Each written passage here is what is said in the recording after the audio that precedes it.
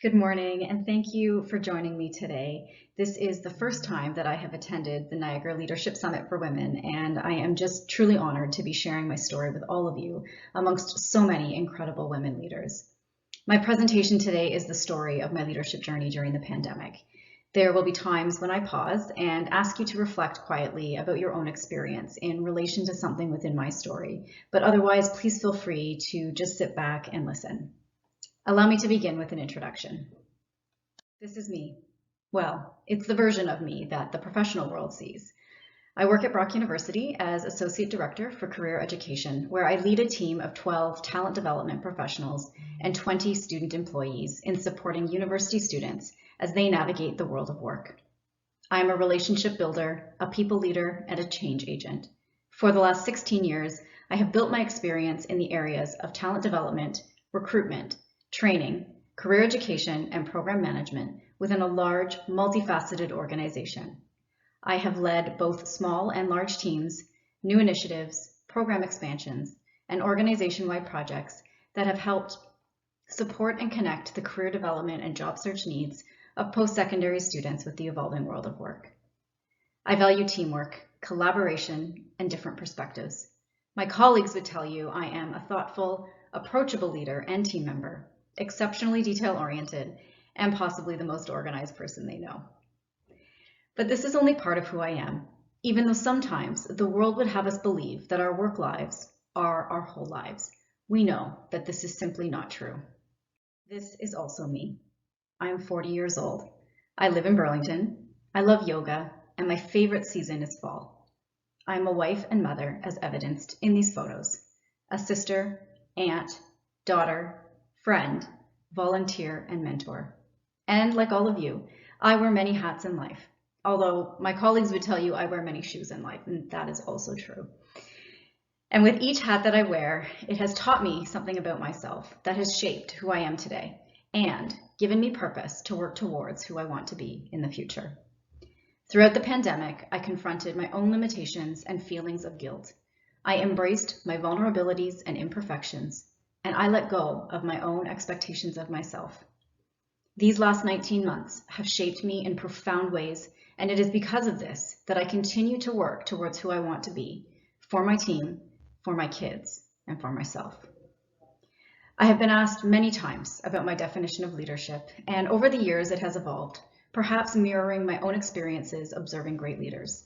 To me, leadership is not defined by a position or a credential that we hold, but rather by a reflection of behaviors and traits that inspire others to rise to new heights. To me, a leader is someone who steps up in the face of adversity, delivers strength in times of need, advocates for others, provides a voice to issues that are trying to be heard, shows compassion, empathy, and vulnerability towards themselves and others. Now, I'm not sure that I tick all of these boxes, but I hope that my story today provides a glimpse into some of these leadership qualities. And I also hope that some of you are able to see yourself in parts of my story and realize the positive impact you are having on others through your own leadership journey. Each of us has a story to tell, and if we're lucky, our story is something that supports our personal and professional growth, reminds us of our resilience, and perhaps even inspires us to reach further for ourselves and pay it forward towards others. My story has a narrative that is likely familiar to many of you, so I hope there are pieces that resonate with you, or at the very least, spark a conversation that brings this community closer together. I spent 2019 welcoming my second child into the world and enjoying a 12-month maternity leave. On January 13th, 2020, I began my transition back to work, and I have to tell you, I was ready. I loved the time at home with my girls, don't get me wrong, but I also love putting on an outfit that does not include stretchy pants and trading in runners for a pair of heels, as well as spending my days with adults, doing the work I love to do. I was excited to regain some independence from my kids and get back onto campus. Boy, did I eat those words fast. I had no idea at the time that my stretchy pants would be getting an extended workout and my heels would be parked on a shelf for many more months to come. Exactly 2 months into my return to work, our entire organization was sent home following the announcement of a global pandemic. Take a moment to think back to that day. Try to recall the thoughts that went through your mind. I remember thoughts of fear, anxiety, and overwhelm washing over me so quickly as I tried to digest the shock of the global health crisis and what this now meant for me and my family. The most immediate adjustment was shifting back to being at home and caring for my kids full time. My youngest, Adeline, was 13 months old, and my oldest, Mariko, was 4, while simultaneously supporting and leading my team in an environment that was completely new to all of us and incredibly unsettling.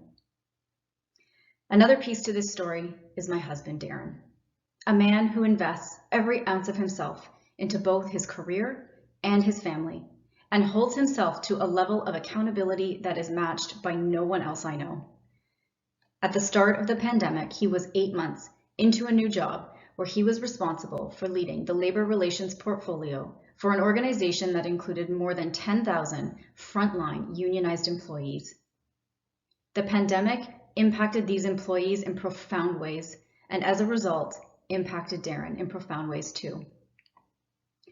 We quickly realized that his work situation would prevent him from having any ability to support the juggling act we were about to encounter with our full-time jobs and our full-time parenting of 2 small children.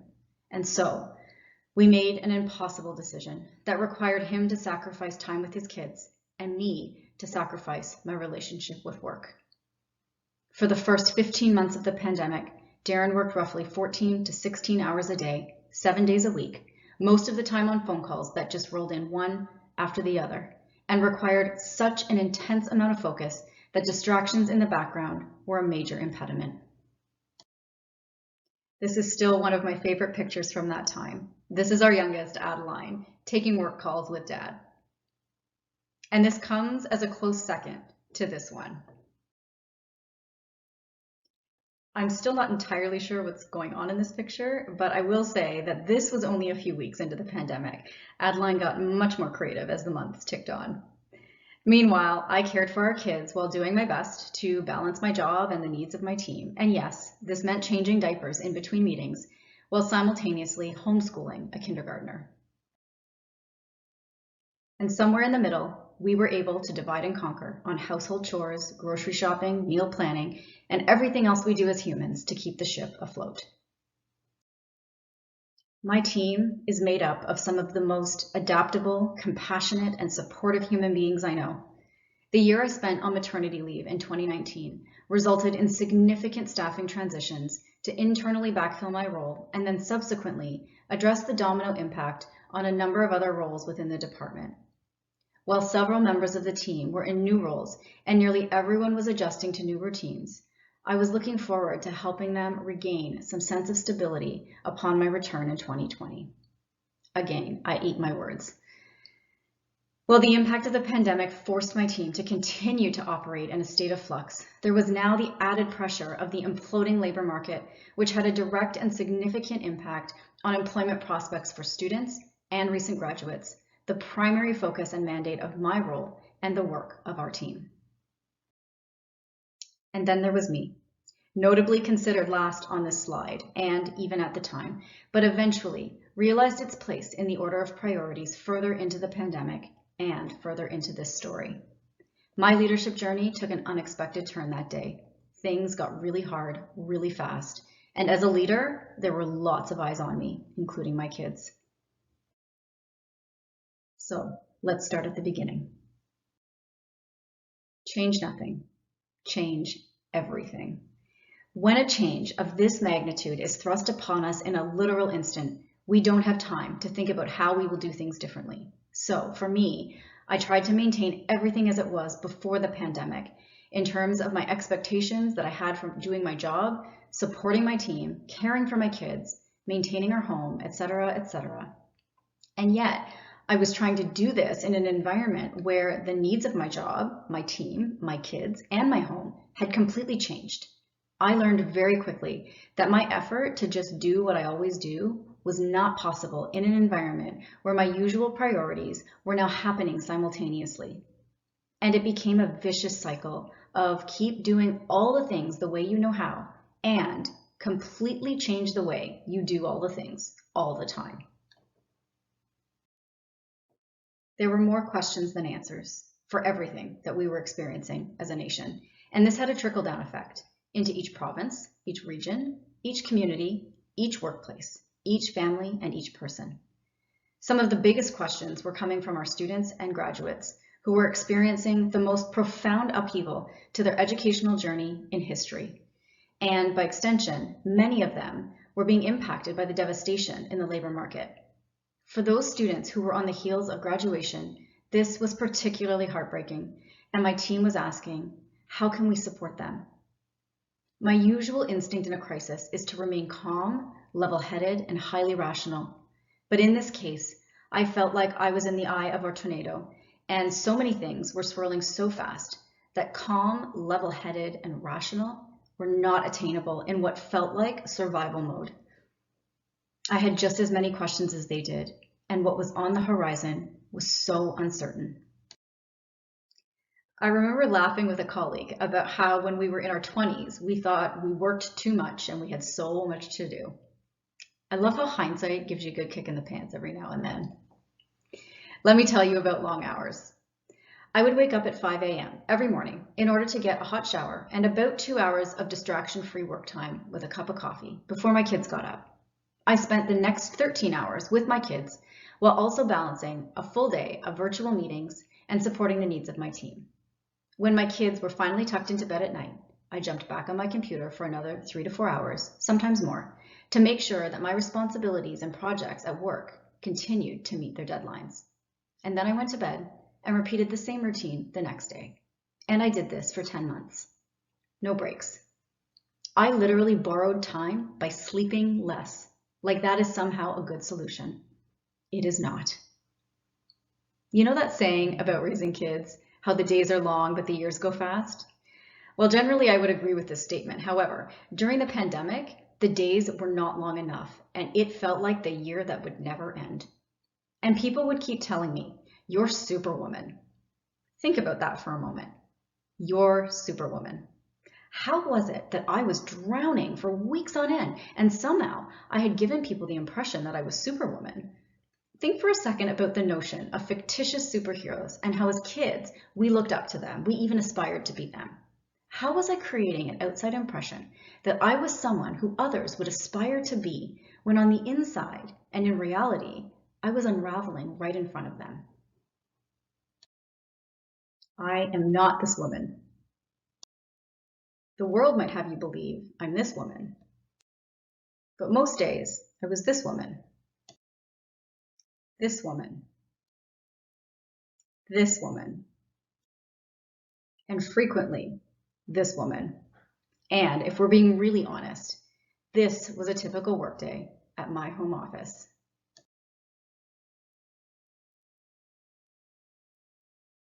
I am not Superwoman. I'm human.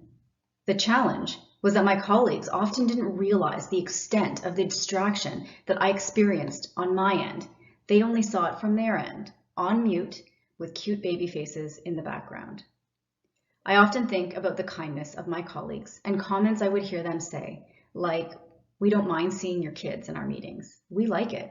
They're so cute." And in my head, I was thinking, great, can I send them to your house so I can hear myself think and maybe get one email sent today? In all seriousness, what these comments underscored for me was yet another example of how I shielded my true situation from my work life. And what was I gaining by doing this? Keep calm. In my effort to remain calm and steady for my team and for my kids, I forced my emotions, my human instincts, into the background. And in doing this, I not only lost myself, but I perpetuated the very issue that is so often the reason that we feel like we have failed. We can do it all. We can raise perfect kids, we can lead perfect teams, we can have perfect lives. And as I thought about it, I realized I was doing everything and nothing at the exact same time. Picture a typical pre-pandemic workday. Meetings with colleagues and team members, projects on the go, and countless email exchanges. The inevitable issue or challenge that arises, it often requires your immediate attention and direction on what the team should do. Now, picture that while simultaneously changing diapers, warming bottles, and consoling a crying baby.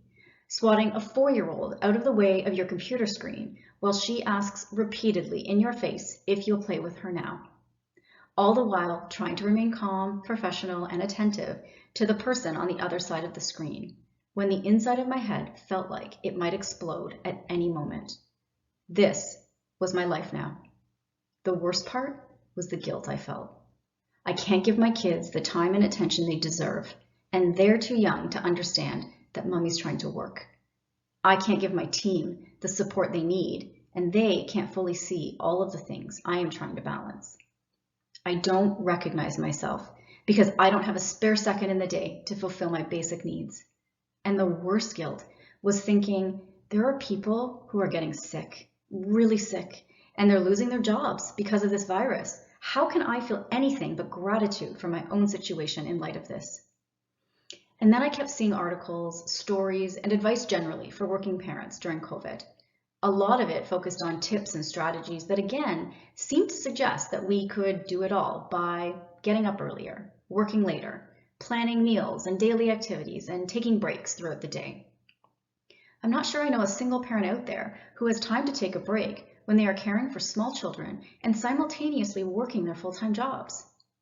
It got me thinking about what I actually needed, what would work for me, and not in a way that made everything perfect or even allowed me to accomplish everything in a day, but in a way that actually gave me a routine that I could count on, brought me support from time to time, and kept me above water.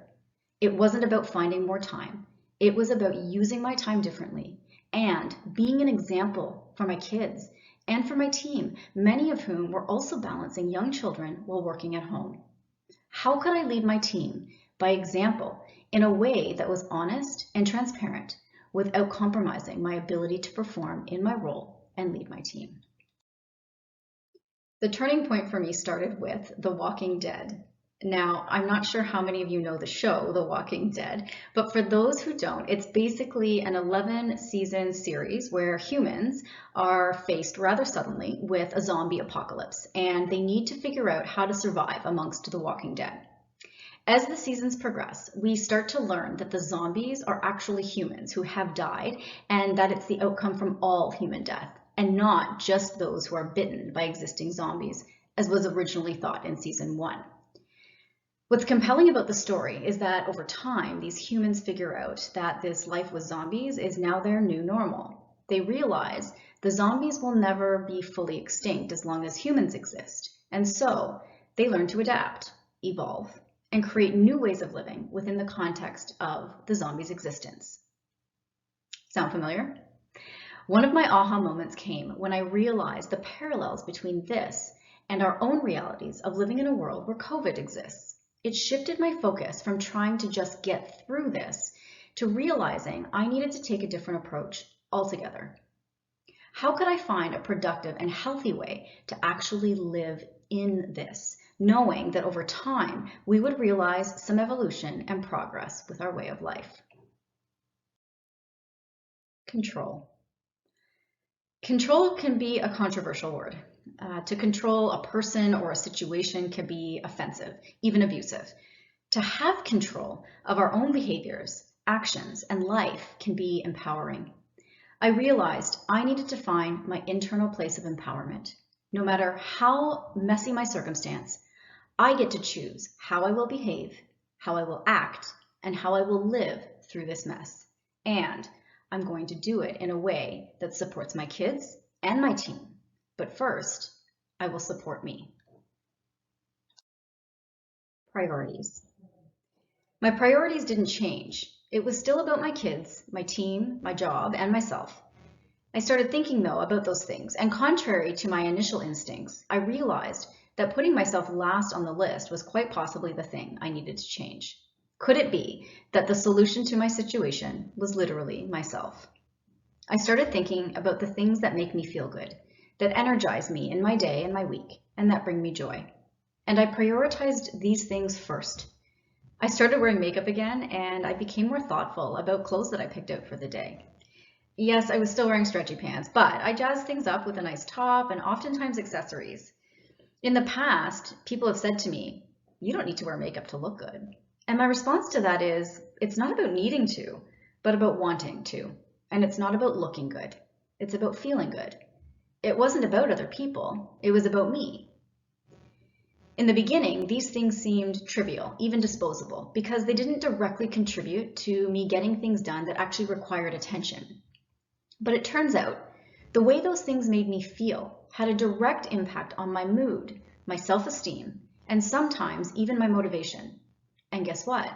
Mood, self-esteem, and motivation do contribute to getting things done. And for those who are wondering, no, I did not put on any high heels while I was working from home, but I have to tell you, there were days when I was tempted. They just make an outfit whole. Being real. The next significant decision I made was the one that scared me the most. I needed people around me to really see me, to see my vulnerabilities, not because I wanted their sympathy, but because I wanted them to see me as a whole person. And I wanted to be an example to my kids and to my team that none of us are perfect. None of us have this thing figured out. And it's okay to just be human. I also wanted them to know that I may need help from time to time, and I may even need to reprioritize things to accommodate the unexpected chaos in my day or my week. And I wanted them to understand why. It has been my experience that great leaders are the ones who are people first. They lead with heart. And I don't mean that they let their emotions dictate their approach, but rather their approach comes from a place of passion and human connection. So I became really honest and transparent, and I allowed my vulnerabilities to be seen by others. This meant unmuting myself in a meeting to contribute to a discussion even when my kids were screaming in the background or dropping 1 million beads all over my dining room floor. It meant allowing my kids to see my emotions get the best of me sometimes, and including them as part of my support network. Talking to them about how moms and dads feel sad sometimes too. For my 4-year-old, I think this was particularly beneficial because I have watched her mature over these last 2 years and how she will articulate her feelings knowing that she is never judged by those feelings, but rather she is supported. And finally, it meant never apologizing for my situation. Here's what I learned, and how vulnerability, imperfection, and strength were realized through this learning. One of the things I'm really good at is finding efficiencies. I have a way of looking at a situation, a process, even a physical space, and I can just visualize how things will fit together better. I've become so effective at it that I'm often asked to help streamline and improve operational processes at work. So I took this already proven skill of mine and I started adapting it to my work from home situation. For example, every morning I had a 9 a.m. call with our senior management team, and it was always a challenge because this was playtime for my kids.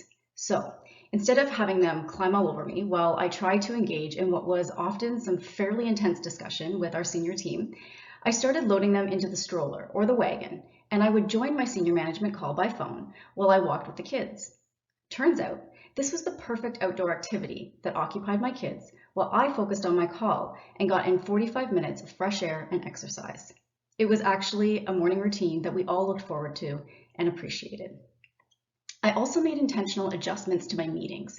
Where possible, I reduced the length of standing meetings from 60 minutes to 30 minutes, and I strategically booked them during times when I knew I would have more ability to focus. I also removed myself from meetings where members of my management team were already present or where they could be there in my place. What did I learn from creating new routines? They actually worked better than what I was doing before the pandemic. I had replaced a 45-minute commute to work from my home in Burlington to my office in St. Catharines with a 45-minute walk each morning. I gained time back in my schedule, and I gave this to others as well by shortening the length of meetings and being more focused on what needed to be achieved.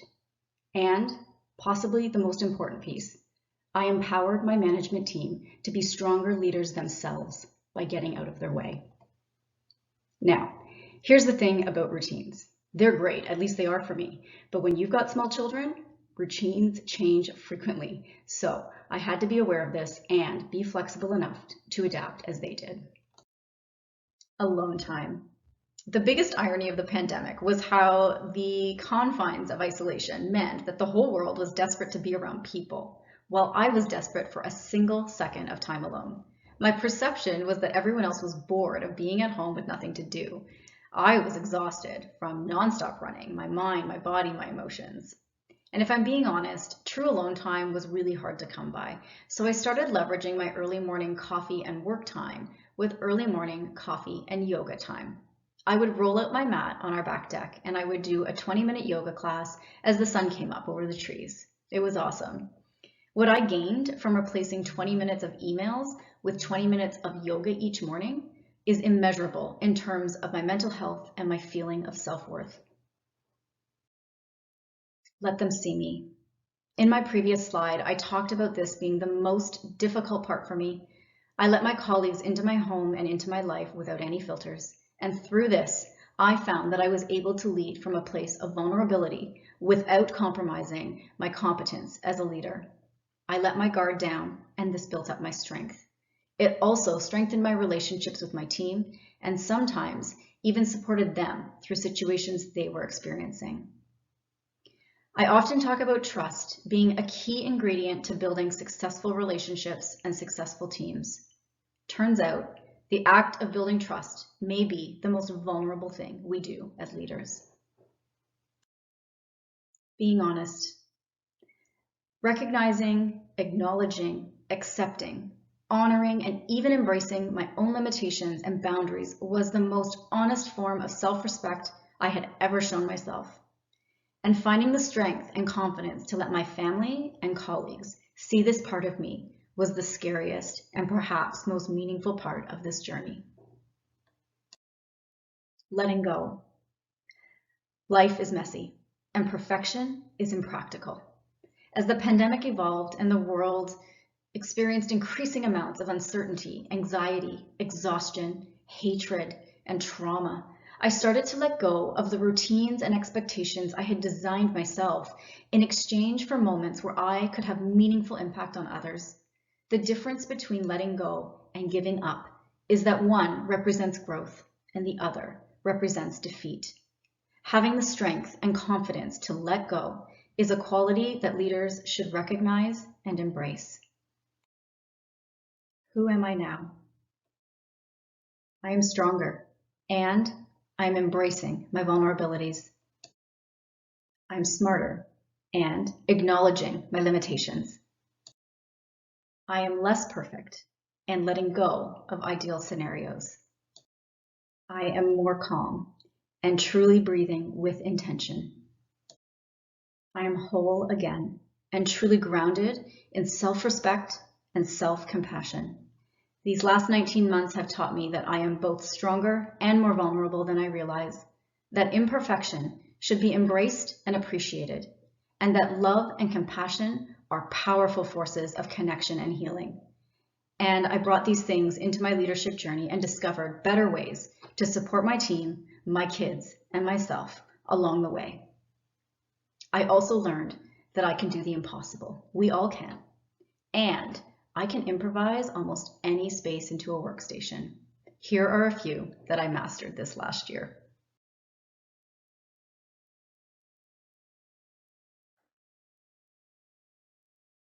I am so grateful for the time that you have spent with me today, and I do hope that we can stay in touch.